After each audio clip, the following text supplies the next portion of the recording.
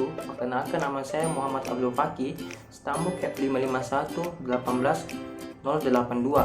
Kali ini saya akan membuat video untuk memenuhi tugas dari dosen saya, yaitu Ibu Hajar Rasmita.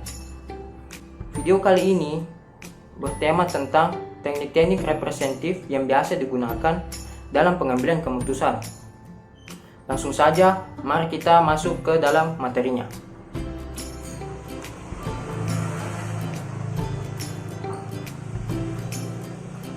Pertama, sesuai judul, yaitu teknik-teknik representatif yang biasa digunakan untuk pengambilan keputusan. Yang pertama ada yang namanya pohon keputusan atau decision tree. Nah, definisi dari pohon keputusan adalah pemetaan mengenai alternatif-alternatif pemecahan masalah yang diambil dari masalah tersebut. Kemudian pohon keputusan tersebut juga memperlihatkan faktor-faktor kemungkinan atau probabilitas yang mempengaruhi alternatif-alternatif keputusan tersebut, disertai dengan estimasi hasil akhir yang akan didapat bila kita mengambil alternatif keputusan tersebut. Nah, tahapannya seperti pada gambar, yaitu yang pertama ada definisikan dan rinci masalah secara jelas, gambarkan struktur dari pohon keputusan, tentukan nilai payoff dari setiap kombinasi alternatif kemungkinan, tentukan nilai peluang dari seluruh kemungkinan dan keputusan, dan terakhir selesaikan masalah dengan menghitung EMV atau Expected Opportunity Loss.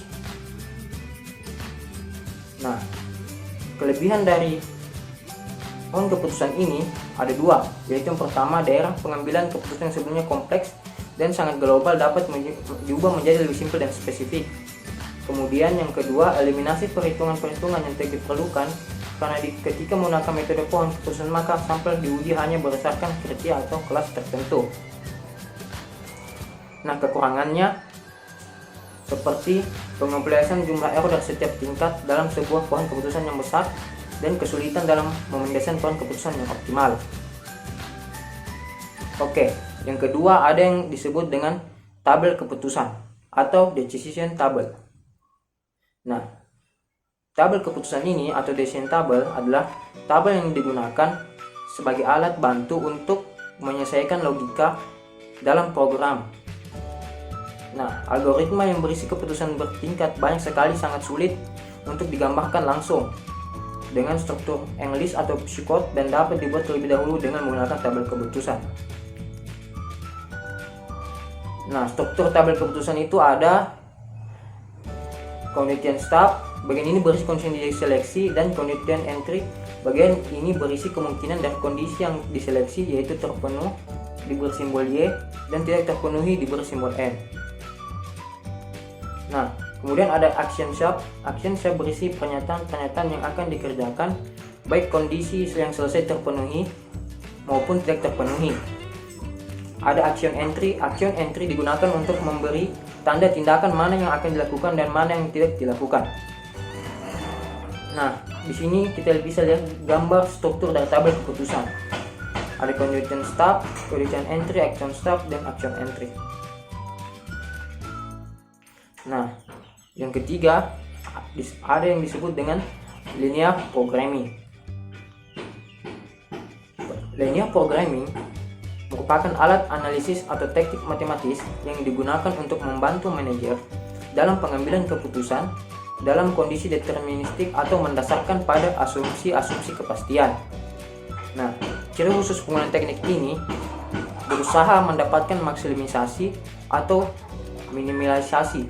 Nah, maksimisasi ini dapat berupa memaksimalkan keuntungan atau memaksimalkan return on investment atau memaksimalkan efektivitas promosi dan lain sebagainya yang bersifat perolehan manfaat. Nah, ada juga minimalisasi, dapat berupa meminimalkan biaya atau hal-hal yang bersifat pengorbanan. Nah, komponen linear programming yaitu ada berupa variabel keputusan, fungsi tujuan, dan fungsi kendala.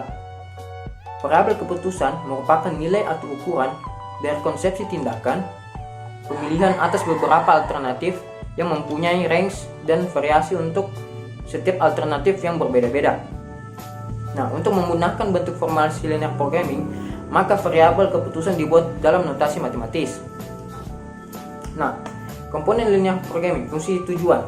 Fungsi tujuan merupakan fungsi yang menggambarkan sasaran di dalam permasalahan linear programming yang berkaitan dengan pengaturan secara optimal sumber daya untuk memperoleh keuntungan maksimal atau biaya yang minimal.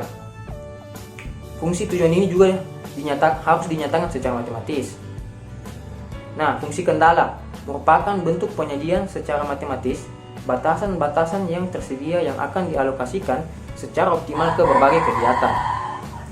Fungsi kendala harus dapat dinyatakan dalam matematis dan merupakan batas kemampuan dalam memilih nilai variabel keputusan. Nah, ketiga macam komponen dalam linear programming tersebut dapat dilihat contoh aplikasi dalam tabel berikut.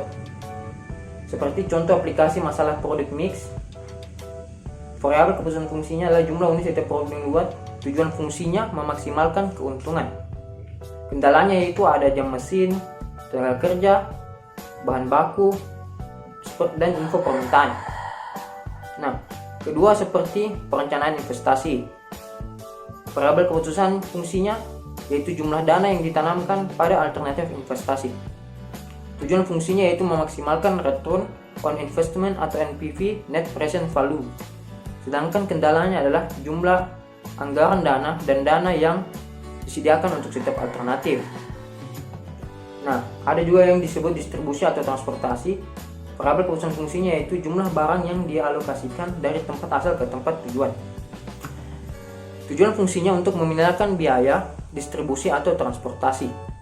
Jumlah barang di tempat asal dan jumlah barang yang diminta di tujuan, yaitu kendala dari distribusi atau transportasi.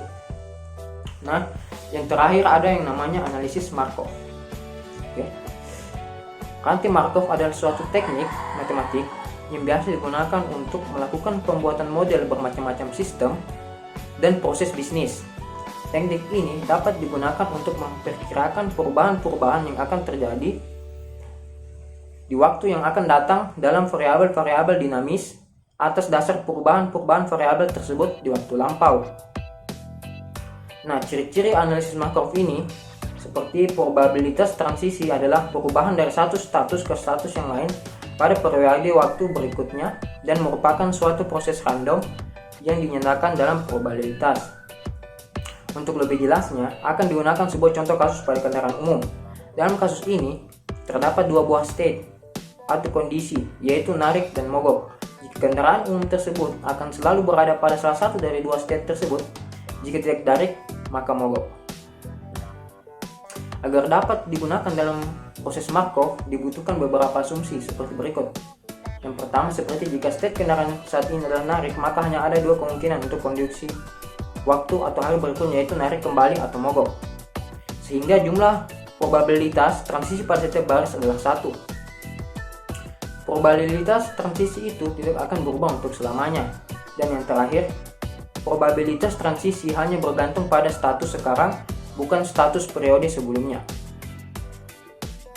Nah, itu saja materi yang bisa dapat saya sampaikan. Semoga materi ini bermanfaat bagi banyak orang dan dapat memenuhi tugas saya yang dikhususkan untuk Ibu Hajar Rasmita. Sekian dan terima kasih. Wassalamualaikum warahmatullahi wabarakatuh.